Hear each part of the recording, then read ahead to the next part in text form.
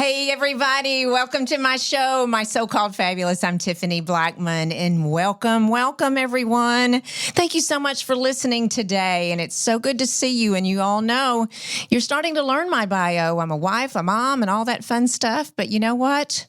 I'm going to tell you what. I am a friend, and I am a fabulous friend. Sometimes I fail at being a friend, but I fail at a lot of things. Don't you all? Let me know. So I want you to meet my best friend. I can say this unequivocally. She is my best friend, Meg Plotsky. Welcome to our show, Meg. Thank you. So many of you have you've seen on Instagram my friend Meg, and we're going to tell you milestones in our life that we have shared. And on this show, you're going to meet a lot of my friends and a lot of my family members and people in my world. And Meg has been in my world for a very, very long time. And, you know, you always have friends, and Meg is going to tell you the 3 types of friends. Can we even remember that? We've been talking about it. So we've had a morning together. I'm very blessed because Meg and I met in Coppell, right outside Dallas many years ago. We're going to hit on the numbers here in a second. And we had our children together, and we have our children now, and I've shared a couple of marriages with Meg, not married to Meg, but she's been through a couple of my marriages. And I just want you all to meet her. So welcome to the show, Meg. Thank you. Honored to be here. Well, I'm so glad you're here. And I have to say, Meg, so we're all in the midst of the coronavirus, and I want to hit on this lightly because this iPod will last forever, if I'm not mistaken. So, you know, we're going to look down this podcast is going to be in history. So Meg, she was telling me, okay, what do I wear and what we talk about? And she said, but I've got to get my roots done. I have to get my roots done. Now, mind you, Meg and I both are 55. I have to get my roots done. So tell me the story about, you were saying like, who in the world is doing hair at this point in your life, in our lives? So what happened? Well, so my hairstylist is named Janet, and she owns Tangerine Salons, which there's, I think, 5 in the Dallas Metroplex. And they were still open, and they were scheduling space and time. And then she got hit with allergies, and she texted me and she said, I can't go into work. I have allergies. Everybody's going to think I'm sick. And I was like, what? Oh no. I said, okay. What do I do? But still, I need my hair done. I'm like, I can't. I'm meeting Tiffany, my best friend tomorrow. I'm going to be on her podcast. I can't go with gray hair. So I said, just tell me what to go buy. I'll do it myself. And she is 1 in a million. She lives not too far from me, about 10 minutes. And she said, okay, you text me when you're coming to my house. I'm going to mix your color. I'm going to put it in the mailbox so I don't even see you. And then you'll just text me when you get home and I'll tell you what to do. So I went, I mixed it up. I said, is this what it's supposed to look like? Because I swear, I thought color looked more like the color that's on your hair, on your head. I don't even pay attention. But when they mix color, it's not that color. So I was worried.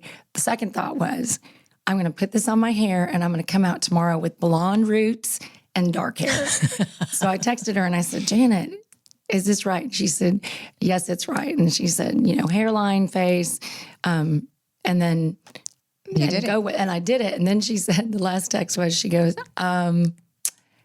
good luck getting that shirt over your head with all that bleach on your hair. No way. So you know how you do the one arm out, and I did get it out. You did the sideways. I did get it out. Yeah, and it's 45 minutes. You have to, sit with processing, and it worked fine. But I was eternally grateful for her and her kindness in this, time. And she's at Tangerine. She's the owner of Tangerine and Salons. Coppell, Allen, Dallas, Frisco at the Star, and Highland Village. Well, Janet, thank you, because she looks fabulous. But I have to say this. I don't know if Meg's going to be a hairstylist, but she looks absolutely fabulous, So, okay. So talking about this, the elephant in the room, we're going to go ahead and knock this out. Meg and I met many, many years ago. Meg has 2 children, Jake and Britt, and she's been married to her husband, Rich, coming up on 30 years. Correct. Meg had just had a baby. Now, we've all talked about this, Meg. I have an eating disorder, so I'm all about fitness. As I'm like, I think that time that we met, it was like, oh my gosh, you got to work out. You just had Jake. So you walked into the Brick House gym. Is the Brick House there anymore in Coppell? No. So I was teaching a step class. Oh my gosh. Do y'all remember step aerobics? Good Lord, have mercy. What was it? It was repeater. Turn, straddle, around the world. Repeater, and turn. So, over and back. So Meg came in, and I remember, I thought her children was with her, and she said no, but she came in.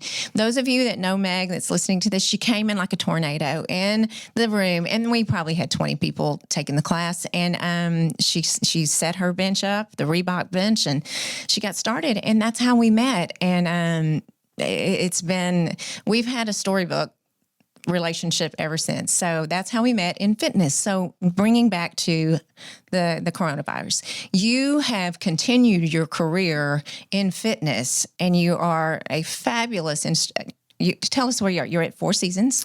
Yes, I'm the group exercise director at the Four Seasons Golf and Sports Club, which is part of the resort in Las Colinas. And I do all their programming, hire the instructors. I still teach quite a few classes, specifically yoga and aerial, which we're trying to get Tiffany to come do anti-gravity aerial yoga with me. And so we have been affected dramatically. Just last evening, they made the very sad announcement that the resort, the hotel, would be closed until May 1st. The hotel. So at our property, we have the hotel, which we call the resort, and then we have a private country club that's attached and part of the resort property that is the golf and sports club. So we are closed as well.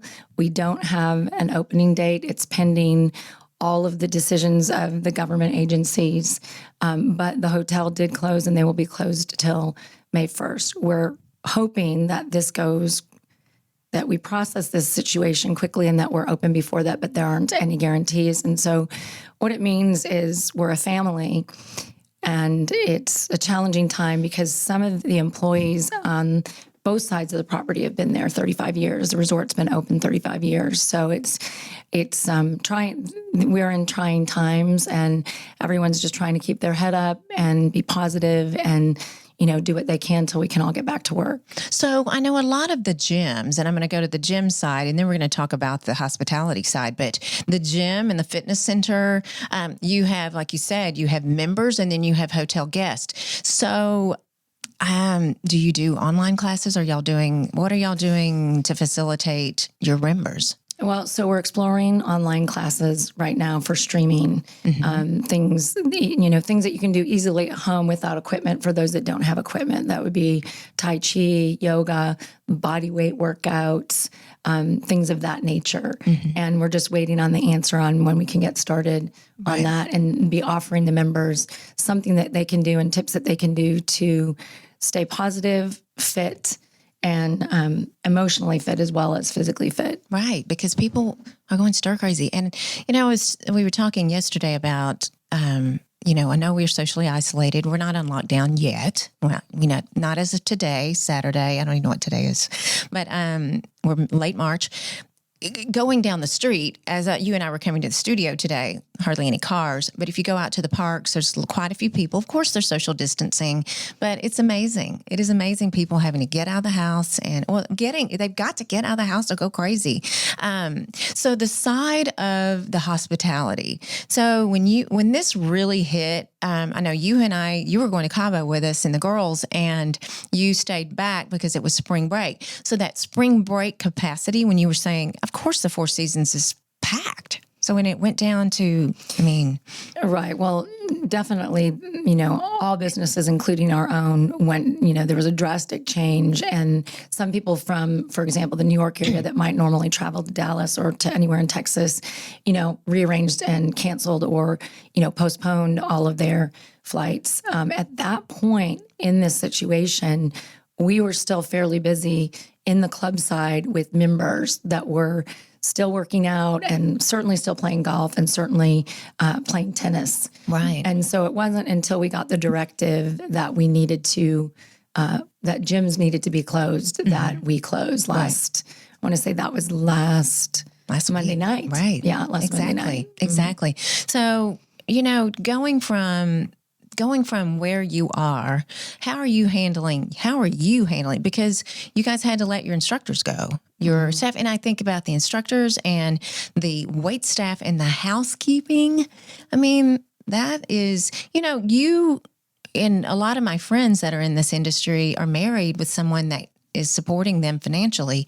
It's so difficult that might be the person's only form of income. And I can't stand that. That is what kills me. Yeah, it's devastating. And it's not just, when you look across a resort like the Four Seasons, it's everyone from, yes, the wait staff, the housekeeping, but we also have a Kids for All Seasons, which you'll hear about, Britt. Right. My daughter, while she's finishing her master's, is one of the employees in Kids for All Seasons that takes care of the members and the resort guests' children for, while they're golfing or playing tennis or having an exercise class. So you have single parents, you have grandparents, you have college age kids that are working, to put themselves through school. So it's devastating on all accounts. Right. And we're just hoping that the curve gets flattened and we get through this and we can get everybody back, back to work. There has to be an end. You and I, we've seen the swine flu, the bird flu, SARS,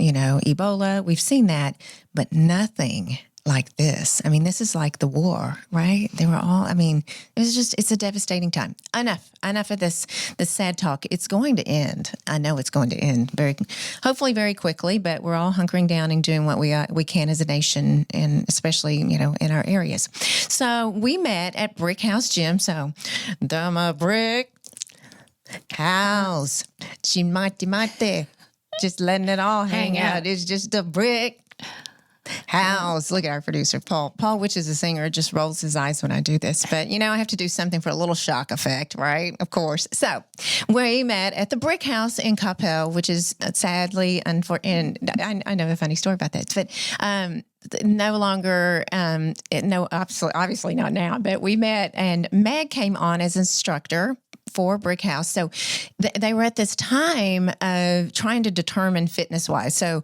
it was the mind body versus the weight training, and I was laid off. Okay, I was laid off from Southern Living, so print publication back in the 90s when it started to tank, and I started working, a lot of hours, and I was the aerobic side and the strength training side, and Meg was hired, and you were the mind body, right? Correct. You went yoga, so but you also personal trained. Yes, did the personal training. So Meg, but she also that was, and I don't even know if it's like this. You can tell me. So you have to keep your certifications up, right? Okay, you have to do all that. So I was teaching, and then I was also working for Southern Living and have to travel, and I taught 5 a.m. classes. Now, Meg, what do you have to say about that?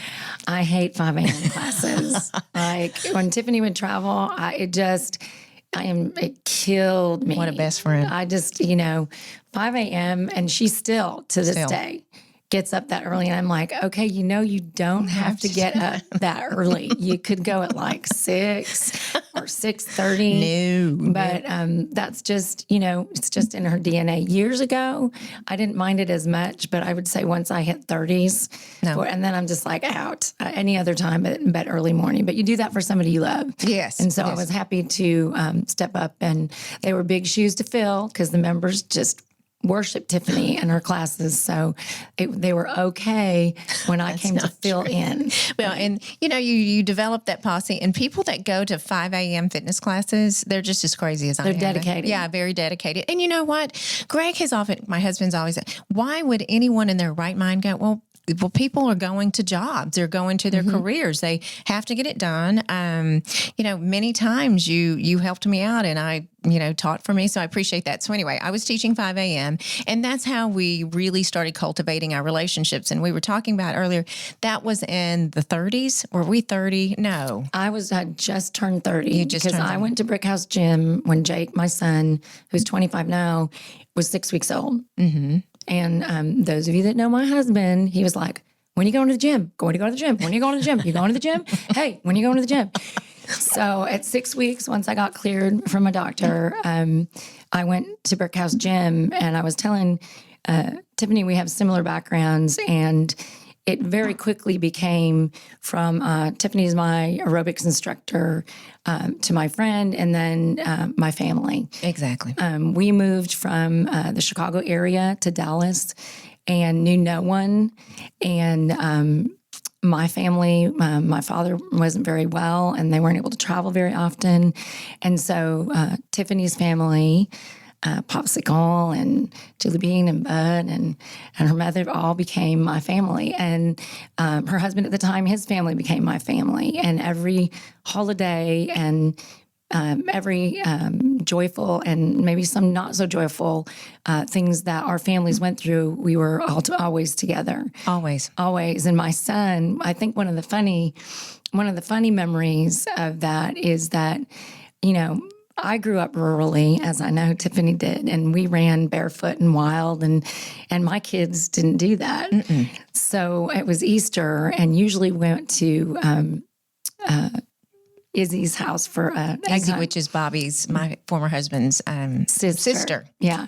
So usually we go to Izzy's for Easter, and we got an invitation to go to the country. That's to some property. And my kids thought they were at Disney World. They did.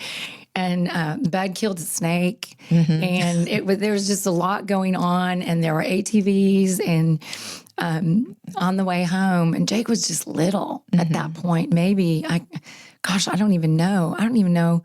Was Kennedy born then?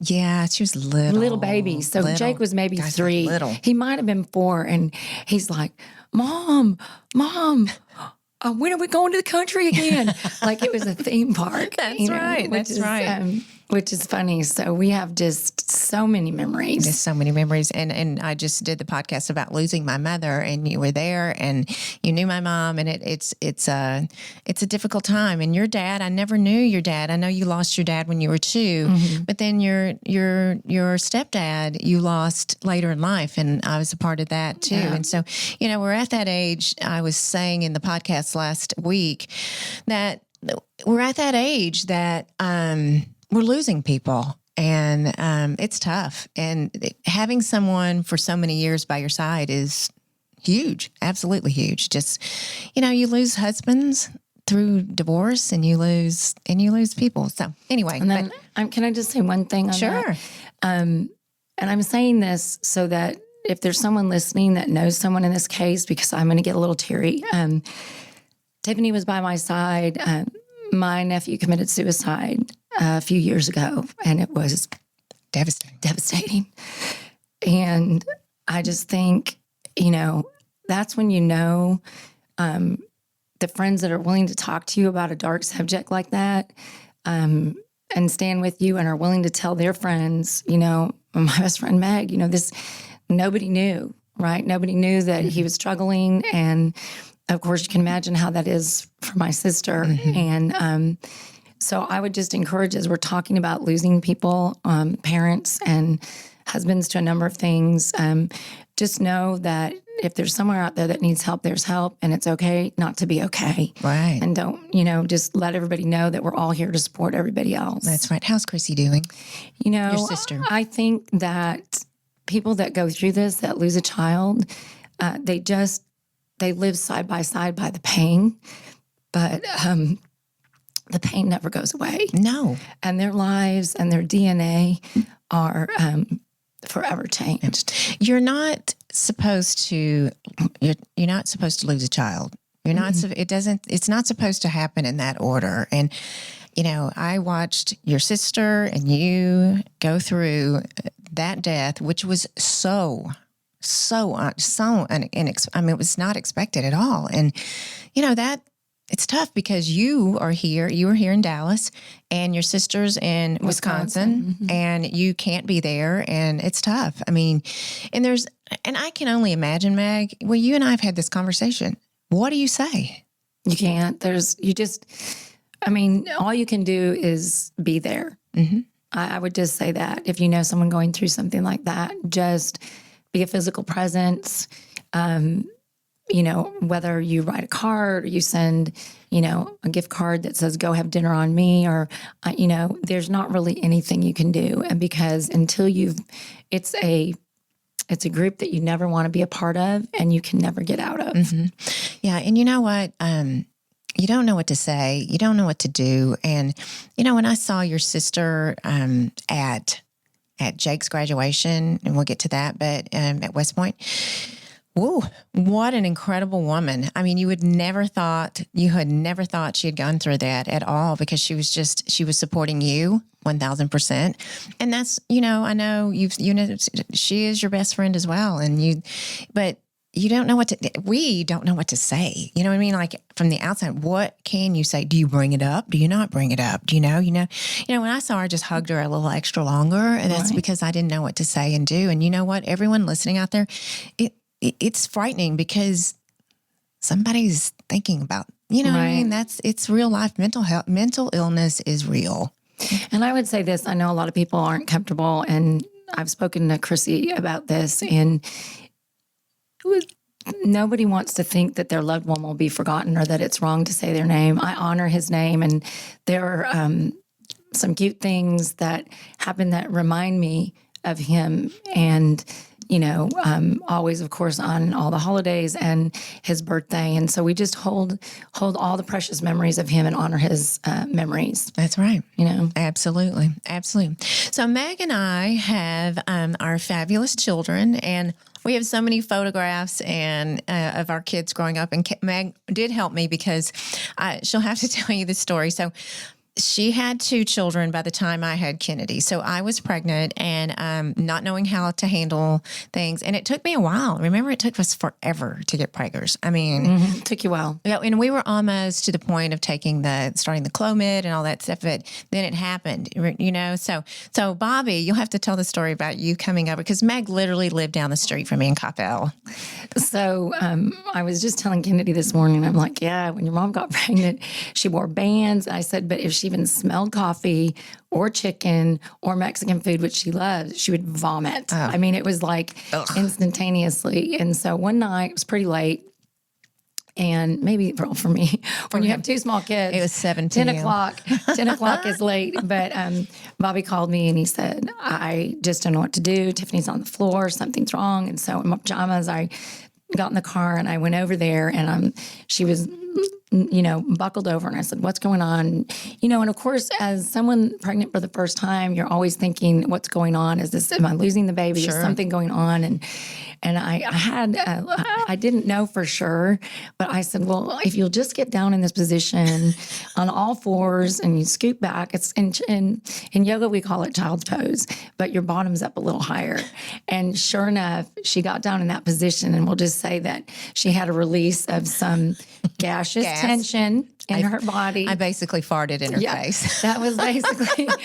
You wouldn't say it. That was basically, I didn't know if I should say it. You talk about friends. Let me tell you what. But, but again, that's a perfect example of being there for a friend that's going through something that you've already gone through. Exactly. And I'm happy, and I was honored to be there the day Kennedy was born with a cast of not thousands, but people kept going, who are you here with? And we're like, we're with Tiffany. They're like, how many are there of you? So, yes, when we had her, Meg was so worried she had to take her children to daycare, which across over in Carrollton in Dallas, if you know the Dallas-Fort Worth area, not that far, but in traffic in the morning, because I checked in that morning early, and she was born around 8 or 9 in the morning. And I remember you're so stressed out about being there. Mother's Day out. And then you came in.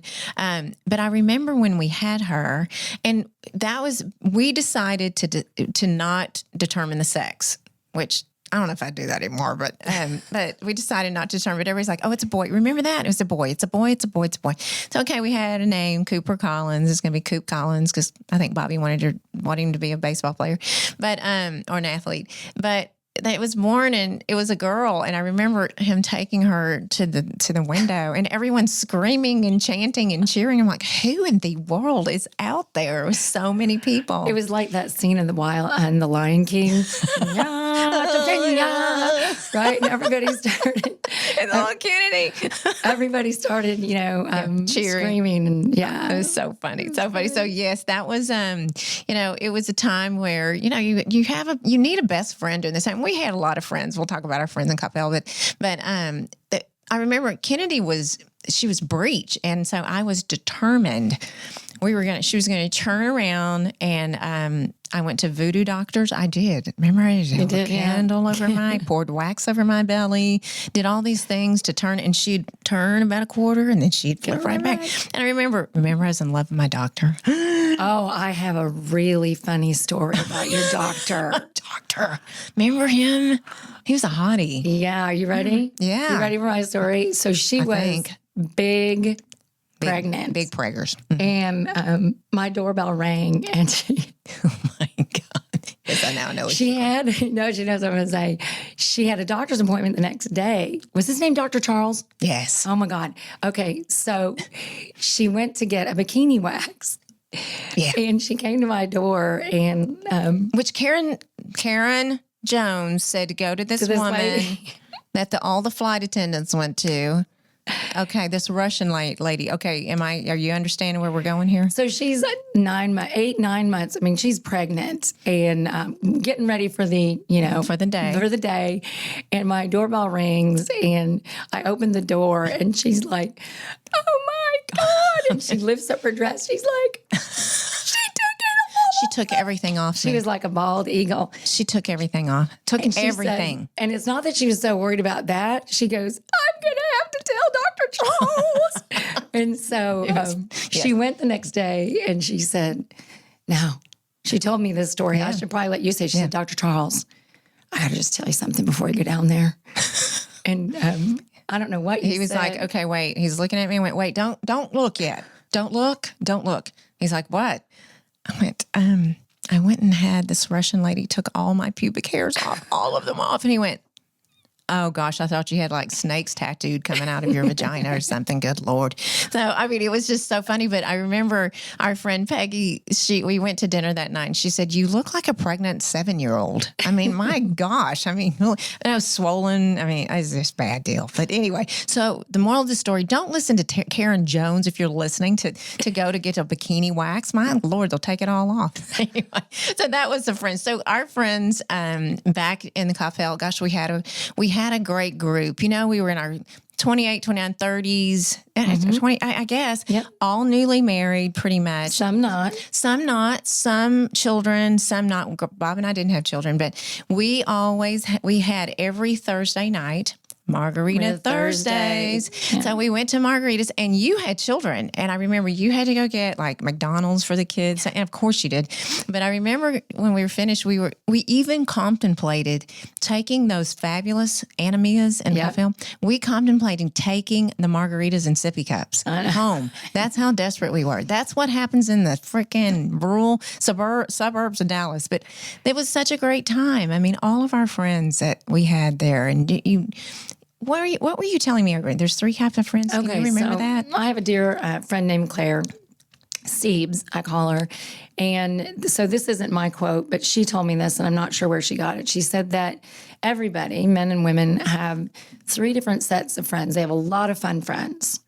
And then they have lots of fun friends. And then they have utilitarian friends, which are maybe might be more appropriate to say acquaintances, or you have a dog walker or something. It might be more of a business related, but all of us have very, very few what we call virtuous friends.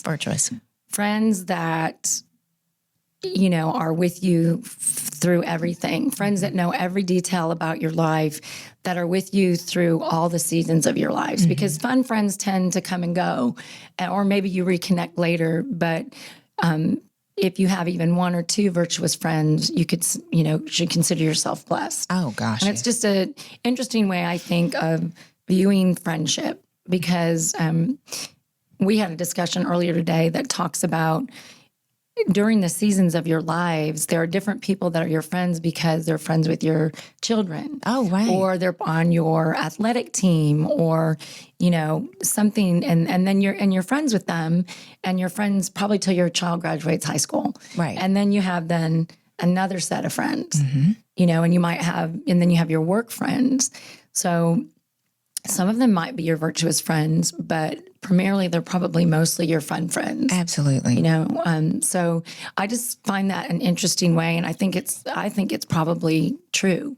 You know, I know that on any given day there are a few people that I could call, and I could just put 911 in my phone, and they would either drive to me, or no matter what they were doing, they would pick up the phone and call me. And I know you're like that. I know that so here's another example. We're talking about our children, and those of you that are listening that know Britt, Britt is my daughter. She was my first. I didn't know the sex. We didn't know the sex. And I don't think we finished your discussion about a name, because in our case, everybody was certain we were having a boy. I was right out front. They couldn't even tell I was pregnant. I was up high, and, you know, and this and that. And we had a boy's name, and we had a lot of girls' names. We were sure we were having a boy. And so when she was born, they looked at us and they said, well, what's her name? We're like, don't know. Can you give us a second? Yeah. And we were just not prepared. Right. And then you look at the baby and you're like, what does the baby look like, and what name, you know, fits? And so we settled on Britt Alexandra, not Brittany, just Britt. And she is a Brit, right? She is, Peggy, our mutual friend, used to say, God broke the mold when he made Britt. 1,000%. Because she is one of a kind. You know, she was reading before Brilliant. She was 4, and not just reading like books, but encyclopedias. Like and she knew Harry Potter-ish like things. She knew every dinosaur, every tropical fish, and that, you know, that's just, you know, who she is. That's just who she is. So, right. So I'm talking about Britt and friends, and when you call them. And so Britt is now 28. Can't believe I have a 28-year-old. But right after Britt graduated from UT and she got her job, her first job teaching in Coppell, had been working for 1 week. We found out that she had a massive blood clot, like a life-threatening, life-altering blood clot, and you're just paralyzed. And I'm fortunate, actually. This is, you know, another positive story about where I work.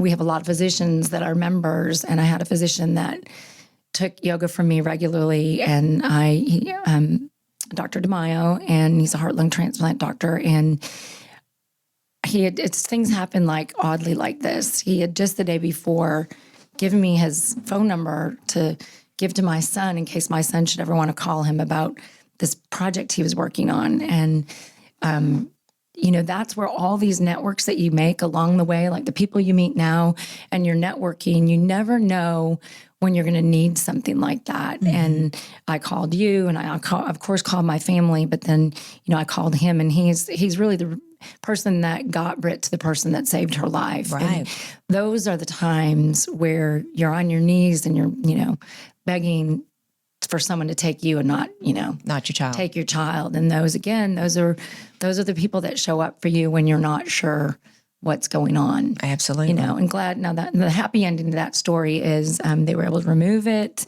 She's doing great, you know, and it's a blessing. And Britt's about to graduate her master's program, right? Britt's about to get her master's degree in information sciences and library sciences from the University of North Texas. I just shared it with Tiffany this morning. She passed her certification tests for the state and her thesis exam. So now all she's got to do is finish the coursework, and I don't think she's going to be walking because I'm not sure they're going to have a graduation. Isn't that but crazy? She will get a diploma. I know, and that one would walk. Congratulations, Britt. Yes, we're proud of you. We love you, Britt. I'm love so you. proud of you. Oh my gosh. And Britt's in love. Britt's in love. Britt's I hope in you love. don't mind us talking about that, Britty. Because we just went there, Britt. We just went there. We just went there. What we know, because we've seen a different Britty. Yeah. And I think all you ever want for your children is to be happy. Oh. And to find someone that is worthy of them. And I know this will be a situation for you with Kennedy. When you have a special daughter and a son, no different than a son.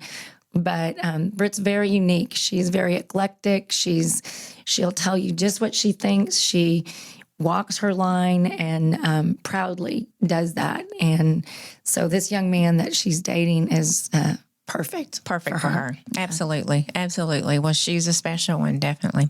You know, so that helps raise our friendships and help raise our children early years. You know, you were just saying something about friendships, and, you know, think about your friends in college. Okay.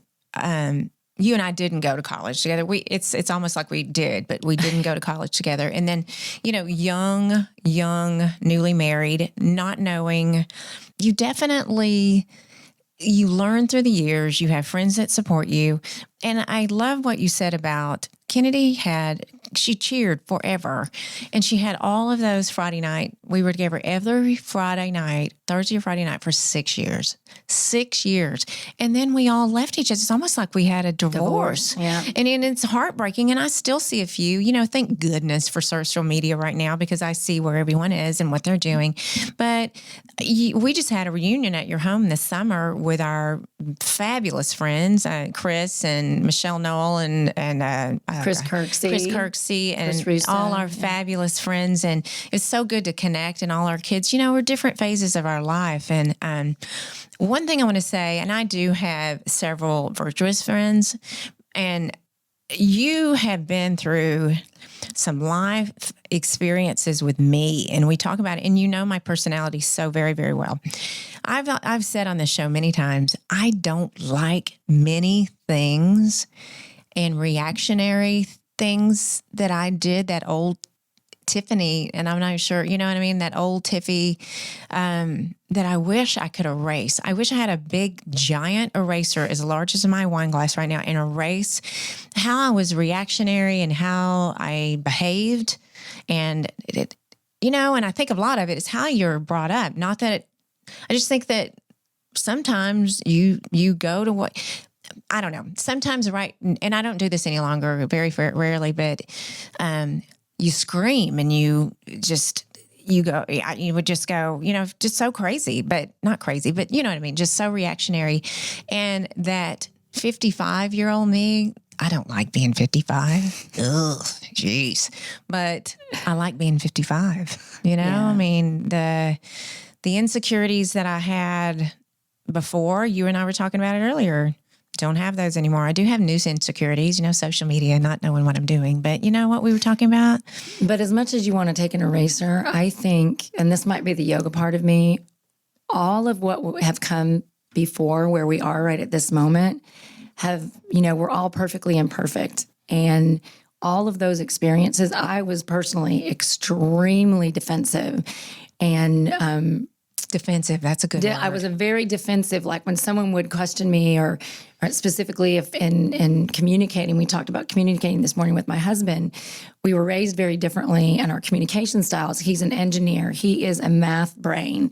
It used to drive me crazy. He would, when we were dating, he'd throw out like a math equation. He thought it was so funny I couldn't add it in my brain, my head. Well, that's just not my Richard. Rich.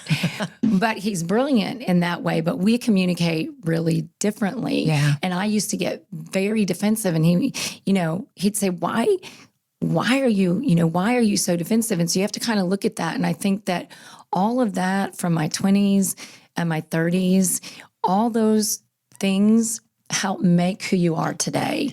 So rather than be upset about what we did and try to erase them, we all make mistakes. I've made mistakes. You've made mistakes. Everybody makes mistakes. We make mistakes in parenting, in parenting and work and with our friends. But all those things have helped us to grow in ways. And that's why we are. I do wish, I wish all, and I don't know if men struggle with this because I can't speak from a man's perspective, but I wish I had the wisdom of my 50s in my 20s. Oh, gosh. Is that the truth? I wish that, now I know the things that I like, and whether it's food or fitness or fashion or home decor. But I think in your 20s, like I know for me, and I'll be honest and transparent, I kind of liked what everybody else liked. Like, right. Well, they like that. Or, okay, so what is this? Oh my God, there were belts that we were getting back then. They had a lot of silver. I can't think of the brand name. They sold them at Sample House or something, whatever. And that was like the thing. And even though that might not have been my thing, well, everybody was doing it. And so back then, I wanted to be like everybody else. And I think now I don't. I mean, I don't care if people don't like the way I decorate my home or maybe my crazy sense of fashion. Or sometimes my husband will go, "Are you really walking out of the house like that?" And I'm like, what do I care? You know, I mean, I'm just going to McDonald's to get my Diet Coke, Right. which is one of my vices. But She does like the Diet Coke. I like, but from McDonald's and Light just ice. Light ice. Yeah. Oh my So gosh. I think that all of those things, and I don't want to call them all mistakes, but I think the insecurities, I think that now we have a lot better self-awareness and our like for sure, my confidence now as a 55-year-old is significantly higher than it was. You know? I am curious, and I'm looking in the booth at Paul because Paul's in his 30s, but I'm wondering if this, if now, I wonder if Kennedy and Brett and Jake and Paul looking in the booth, Paul's in his 30s, do the kids still feel like we did? Are you feeling like you have to have the same car as everyone else? Or if you have to have, like, I don't know. I don't know if Kennedy feels like she has to mimic, like, I get what you're talking about. I remember Brighton.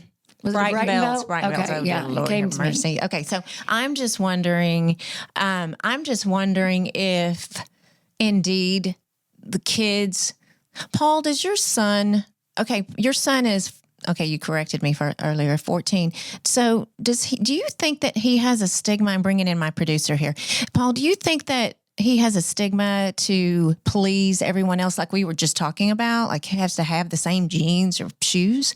My son does not, because I've raised him that way. Right. I never did. I always wanted to have nice things, you know, to be able to look okay and things. But, you know, I also grew up in a very limited household with my mom raising me and things like that. So we didn't have a lot. So I grew to appreciate is if I was covered up with clothes, then I was good. Right. You know, I felt okay. And I wanted my son to be able to feel that way. I never wanted him, because I think that people lose so much of the time, because time we can't get back.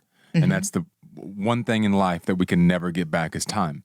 So I think that people waste so much of their precious time trying to mimic or please or trying to get what other people have instead of building their own pathways. So, but do you think that his friends, I mean, is that a thing? I don't even know. I do. I mean, the media? I mean, the press? Oh, man. I mean, with all the social media that's out right now, you know, with all these stars and all these YouTube people who are the Jenners. And they're showing what they have and what, you know, all these kids want things. And it's back to, you know, not to go to a morbid route, but back to the mental illness thing. There are more kids now than ever that's so prevalent. And I mean, you've got 8, 9, and 10-year-olds doing horrible things to themselves or feeling that way. And if it happened whenever I was a kid, no one really knew about it. I feel like it didn't happen as much. Right. But I mean, I don't know for sure, but it just feels that way. So back to what you were talking about is, you know, that I instilled that in my kiddo to never look at people. And I always tell him, I say, listen, you know, treat everyone wonderfully, because that's all that matters. Keep your side of the street clean. And, you know, no matter what things bad or negative come towards you, brush them off and always go positive, because that's going to keep your heart clean. It's a great way, and you're a great parent. So thanks. You know what? But I also think that Paul raised this child, and you and I had a husband. We had husbands that were different, and you know what I mean. You're in control of the situation. I mean, right? I mean, it was rough, because I was never able to be. I know parents aren't supposed to be their child's friend, but you know, you have those times. I don't agree with that. Yeah, I mean, and I agree with part of it. Sure, you can't lower yourself in a way that makes them not respect you. And I think that's what people talk about. Because my son and I now, we have so much fun together. But it was hard to do that whenever it was just me. Sure. Especially because I wanted to be his buddy. I wanted to be like, hey, you know, I'm your dad, but let's have fun together. Right. But it's hard whenever I'm the disciplinarian too. Right. You know, because so I've raised him extremely strict, but I mean, you've met him. I mean, he holds the door open for everyone. Yes, ma'am. No, It's a ma'am. Yes, sir. rarity. No, sir. I mean, he is polite. Right. It's weird. He's like a little 40-year-old man.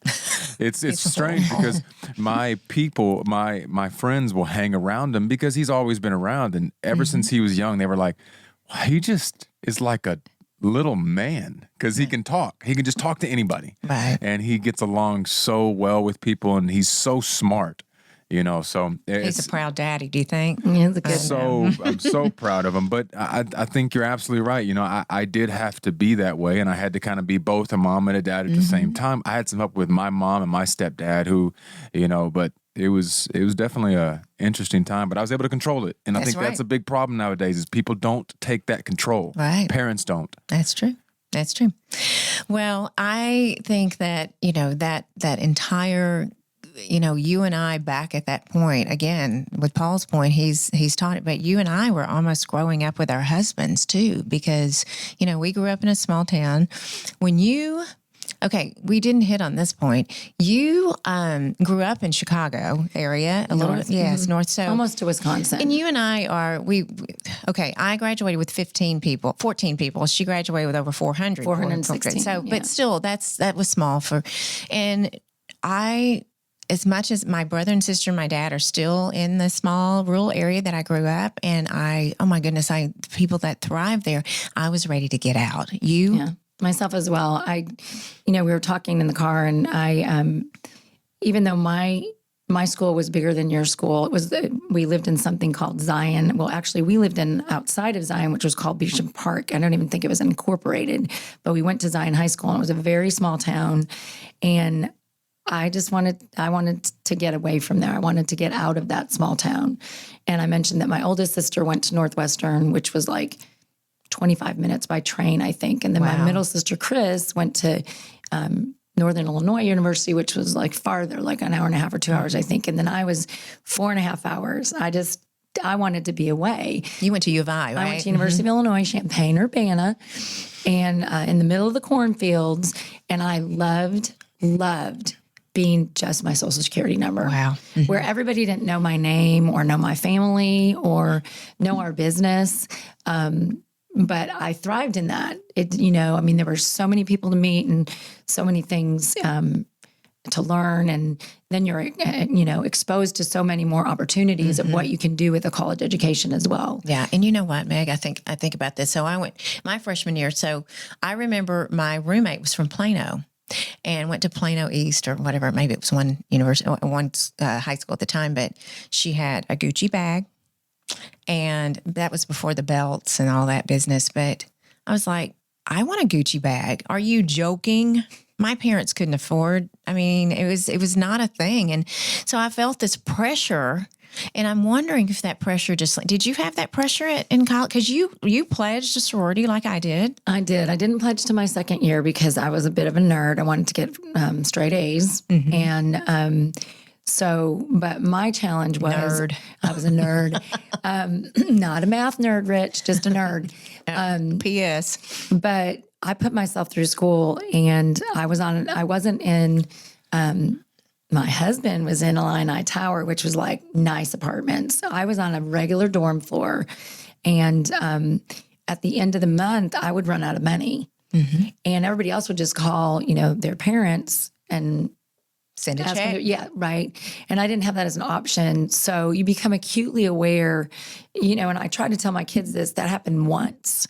When that happens to you and you're like 4 days from the end of the month and it's a weekend, so you only get so many meals at the, meal hall because it's closed on Sunday evening or something. From that day on, I'm like, this is not going to happen. And then I got a campus job and I worked probably 4 campus jobs. And that was just so that I could join a sorority, so that I could do things that, I wanted to do. But, and that's why when we talk about, I was actually just talking to Greg this morning, I'm also risk adverse when it comes to money, because we didn't have money growing up. And not that you have to have money to be happy, but when I save money, I'm less likely to want to put it in the market or something like that, because I at least know I have this nest egg. Right. And I'd rather just have this and not have it grow, I know that doesn't make sense. But I don't want to risk losing that and going back. And we talked this morning too about when I moved to Colorado. That's right, because you guys were in Coppell, and then you and Rich moved. Tell us about that. That was 1999. Yeah. Let's sing that song. And my husband was offered a really incredible opportunity and to move. And I didn't really want to move. We had a great house. We had great friends. The schools were great. The cost of living was not high. And it was challenging, but I knew that it was something that he wanted to do for the better of our family. And so the net was we moved there. And my husband worked for AT&T at the time, and the telecom was the king. And literally in the course of the first 8-9 months, telecommunications fell apart. Almost all of his clients went out of business. We were in a really large, beautiful house. And then the money was gone, and it was really challenging. And we knew that we had to regroup, and they wouldn't move us back. And so we had to take a job with someone else. And it's enough to move and be kind of, not necessarily want to move, and then to move and have all of your retirement, all your kids' college education disappear. And so we made the choice to regroup and come back to Texas, which is, is our home now. Although it's kind of funny because if someone asks me where I'm from, I'm like, I say Chicago, but I've lived in Texas longer than I've lived anywhere else. And those of you that are married that have been through something like that, or even with a significant other, financial pressure is just all encompassing in a marriage, and you're raising younger children. My kids were not babies, but so it's, it's stressful. It's very stressful. And, right now I do have friends going through this. A couple have been laid off from their work, and they're used to shopping, buying, going shopping certain areas, and they're having to go and find they're used to having their groceries delivered, and it's causing a little friff in the relationship. But, then the other one's worried about getting out and the virus, and it's tough. So you guys went through that, and how did it affect your marriage at the time? It was, Rich will tell you the same thing. It was really, how he felt, I'm sure, having been we made the decision together, but to do this, to have this, because the reality is this, people, if it had gone right, he would have retired at 40. So it was the opportunity of a lifetime. Sure. Did he want it to turn out that way? No. And so the sooner I could separate emotions, reactions to the situation, and realize that we did this for the health of our family. And it, obviously it wasn't Rich's fault that telecommunications fell apart, then you're not arguing. Then you're like, okay, here's what it is. How do we move forward? How do we fix it? Right. How do we move forward? And how does that affect the house that we're going to buy? And, from that point on. And we moved back to Coppell because we loved it, and the schools were great, and it was familiar, and it was a good thing. And then you'd think that you kind of weathered all that, and then it got a little rockier. And then, when we decided when Jake graduated, we're like, it's time to move out of Coppell. The taxes are very high because the schools are crazy, incredible. So we just decided it was time, to downsize. And sometimes that can be emotional. I don't know, are there any of you out there that love your house, and then all of a sudden there's a financial change, and, you have to sell it. And I will say the first time we listed our house, I was mad. I'm just going to own it. I was mad, kind of the why me. But when you come to realize, when you release the emotion that the home isn't the building you live in. The home is what you create inside the structure you live in.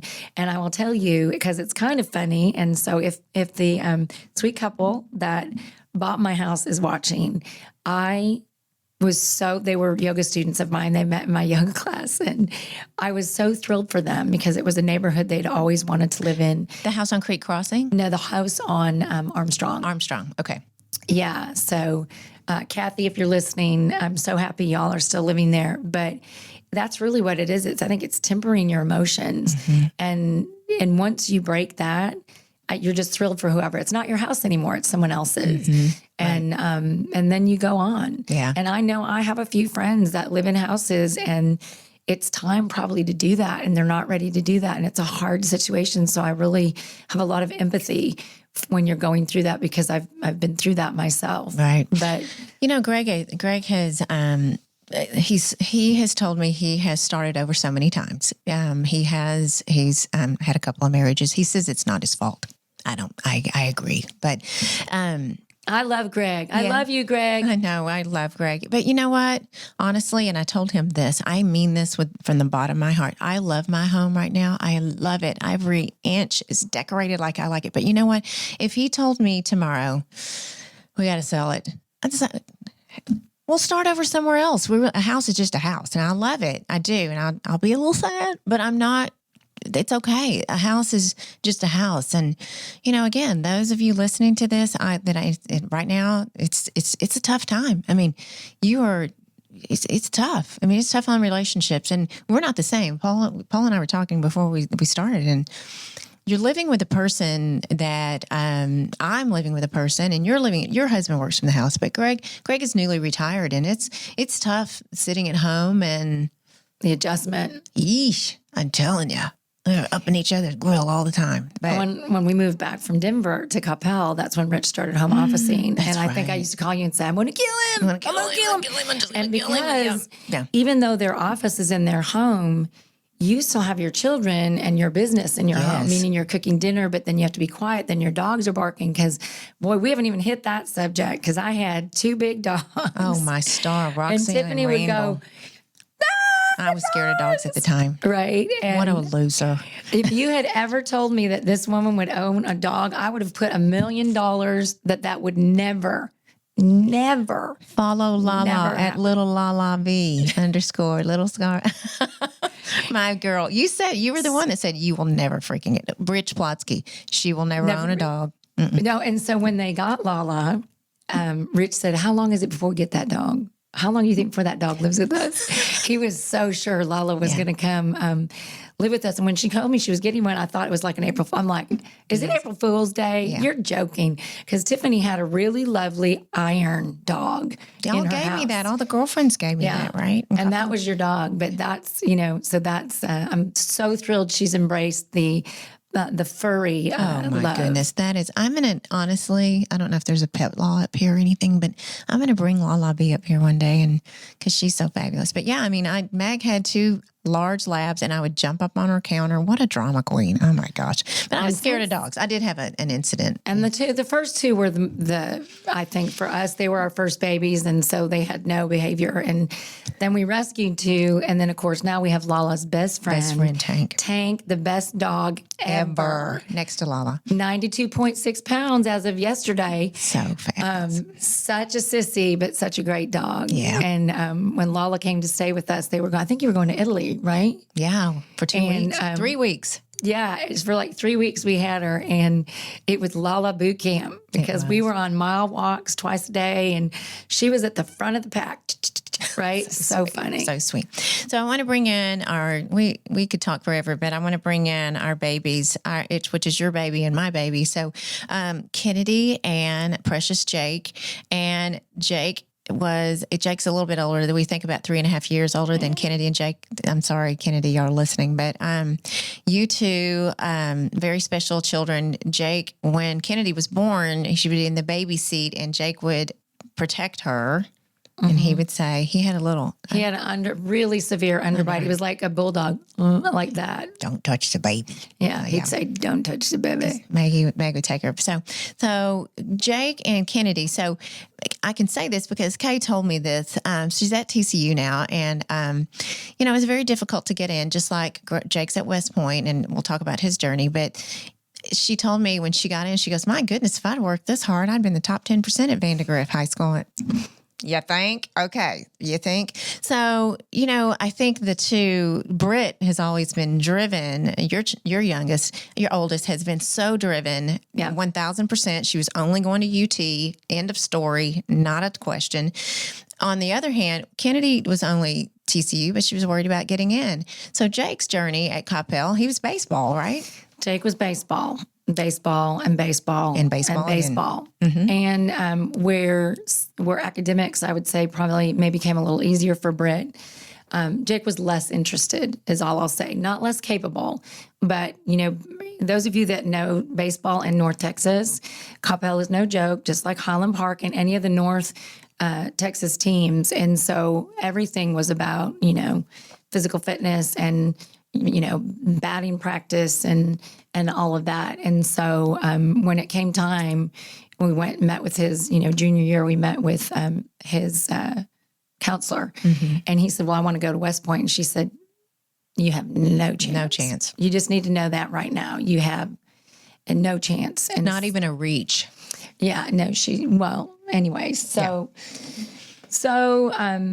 then he did apply and he did not get in. And so then it was what now? And so he went to the University of Texas, San Antonio, and he called us and he said, I joined RTC, Mm-hmm. which we fully supported. I had, of course, wished he'd asked for money when he was said, hey, I'm in. But as it was, he did incredibly well academically. He won quite a few awards for ROTC and he considered staying. But a dear friend of ours, Tom Morgan, is Jake's mentor for West Point. And I said, well, that's okay, but I'm not telling Tommy. Mm-hmm. Right? You have to call Tommy and say, you're going to take this 4-year scholarship and we support you. It's your life. It's your, anything. So he said, I'll go ahead and apply. And I said, well, you need to retake your SATs. No, I don't. Okay. Yeah. So he reapplied and they said, well, we want you, because actually what they said in the first go round was, he was all baseball. He wasn't diverse enough. He didn't have enough leadership and other things. So he got that at UT San Antonio and they said, well, guess what? We want you, but you didn't retake your test. So we're going to offer you the prep school. And it was his decision and he chose to do that. And that means basically you're taking a 5th year of high school or first year of college. But then when you go into West Point as a plebe, as a freshman, you start all over. So Jake's journey at West Point and through West Point was 6 years from start to finish. But his journey, I know this for a fact because he volunteered a number of times to go to recruiting events and told his story. He said, I'm the trifecta, right? I mean, I didn't get in, I did this, I did prep, and then I got in. So he will look for another young man or woman that doesn't fit the paper profile of a West Point cadet. Although those of you that are interested in West Point and any of the academies, most young men and women do not get in the first time they apply. And I don't think a lot of people know that. But I think in his life, as he goes on, he will find other people that maybe are more like him and try to mentor them and give back in that way. I know that about him. And we were very blessed and honored to have Tiffany and Kennedy and Greg at Oh my gosh. Jake's graduation. Graduation, people. Last May. And I really think that if every child in the United States was able to go to West Point, they wouldn't hate history. Right. It's such, gosh. you step on that hollowed ground and it all comes to life and it's a privilege. And because a lot of these kids, we didn't come from a military family really, but a lot of these young men and women, their mothers, their fathers, their grandfathers, their great-grandfathers have all been there. So there's a lot of veterans that are at that. And I don't know how you even put that into words. It's reverent is maybe what I would say.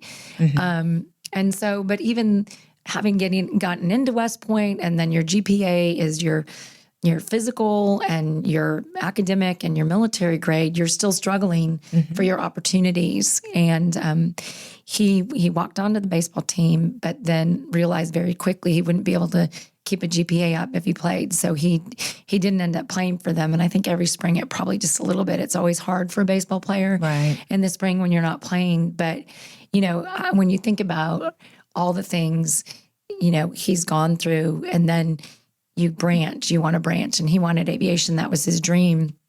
And there was a couple of times where he didn't know if he would do it. And so he did something called Bradsoing, which is giving extra service to kind of secure that. And so for those of you out there that just don't know if you can do it, just call Jake, because Jake is living his best life and he's in aviation. He's at Fort Rucker, Alabama, and he's He's going to be flying above the best, they call it, for the Army. We're so proud. Go Army, beat Navy. Of course, that's coming.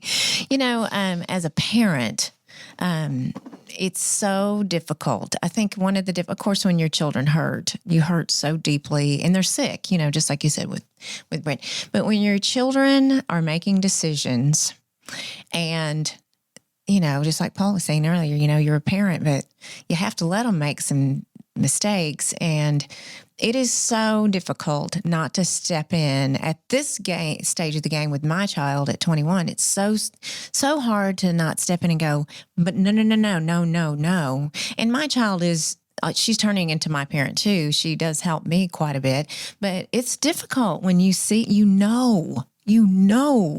they're not making the right decision. You know it. Because let me tell you what, when you're a parent and you have a kid that's a teenager, you're stupid. You are stupid, right? I was talking to my girlfriend last night, and she's like, yeah, I mean, they just don't think you're very smart until now, my daughter thinks, gosh, you're pretty cool, right? They have a really, for those of you that don't know them personally, they have a really, really very special relationship. And Tiffany's DNA comes through very strongly through Kennedy.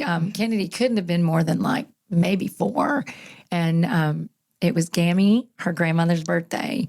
And she was at our house, and she needed a gift bag. And I brought one. She goes, I said, Aunt Kennedy, is this, here's a gift bag. And she said, is that my only option?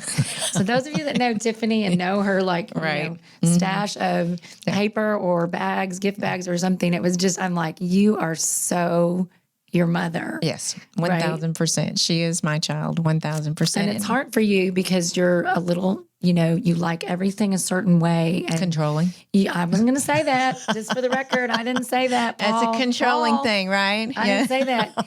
It's a control. So I can see where it would be hard to relinquish if you feel like Kennedy's going down a path that maybe she shouldn't, but she is going to be 21, and she's she's such an amazing young woman, and you guys have done such a great job raising her. But it's that, that story about the butterfly, you want them to be able to fly their wings, and you can't always catch them. Like we talked about this in the car, making their own mistakes. Jake did dual credit at Coppell High School, and A on everything, and he didn't hand in some homework, and I called Tiffany about to lose my mind because that A went to a C quickly.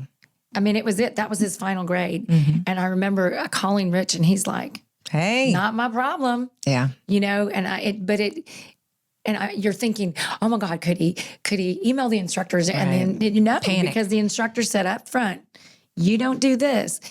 So it's those lessons that are sometimes, hard because you don't want them to make the mistakes you've made. No, I don't want them to make the mistakes I did. And I look at her and I think, I don't think she's going to be like I am. But, in many ways she is. But, I just live and learn and things like that. So, and I look at our friends, our family now, and I look at my husband. It's sometimes as couples, if people that are couples, it's hard to make. Is it still hard to make couple friends, like to be a couple and like you like her friends and he likes, like that.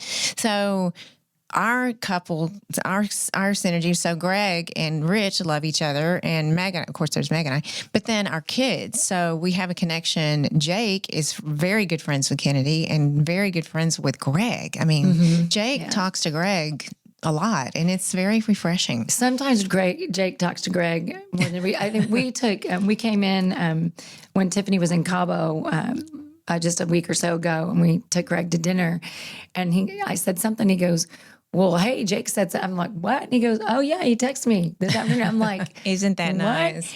But I love that. And I think too, part of that is when Jake had an internship in Austin, and he lived at their house and spent a lot of time with Greg. And I'm so blessed and thankful because Greg loves my children like they're his own. Oh, 1,000%. And takes great pride in their accomplishments, and it's heartwarming to see. And I love, because Greg doesn't text me, but I love that he texts Greg. He does every now and then, but I love that. Greg doesn't text me. I love that he and Jake have this connection via text. Right. And bourbon. It's so fabulous. Right. So, okay, our ding ding ding is up. There's so much more to talk about. I have Oh my so gosh, much. is that it? I know. Are we done? I was so worried we were going to be done in 10 minutes. Oh, Well, yeah, I feel like before we go, I feel like I do. Thank you for having me. It's been a lot of fun. And Paul's great. I told Paul he's got such a radio voice. You think? A voice over a voice. People would love to listen to that. But I told Tiffany in the car on the way over, it's always an honor to me when we're out shopping or at dinner or something and someone says, "Are y'all sisters?" And I'm like, yeah, we are. Yeah. So thank you for having me. Well, I love you. You know that. too. I love I you. do. I know you're going to bury me someday, so get ready. I'm like morbid. Hello. Or she's going to scatter I'm not being buried. I'm going to have my ashes scattered. Oh, no. Don't ask for permission. Just ask for forgiveness. That's right. Take me to Hawaii and just throw me in and then say, "I'm sorry. I didn't know there was a law." Okay, I have to ask you, do you know your Instagram? What is your Instagram? I don't even know what it is. I forgot to ask her. I'm sorry. I didn't even have a Facebook until my son went to West Point, and that's the only way they have a private group that they communicate with their parents. And I only have an Instagram so I can watch Tiffany and Kennedy and my son. On Instagram. So, you know what? It's Meg I'll Plotsky. get it to you. It's Mod Plotsky. Might be Margaret _ something. Oh, Lord. Never mind. She doesn't need you to follow. It's all good. Anyway, everyone, I am so happy you got to meet my best friend. Everyone stay safe out there, and follow me at Tiffany C. Blackman. And everyone, please continue to rate and review and listen to these podcasts. We're going to keep you going. We love you, and thank you for listening to My So-Called Fabulous. Have a great day, everyone.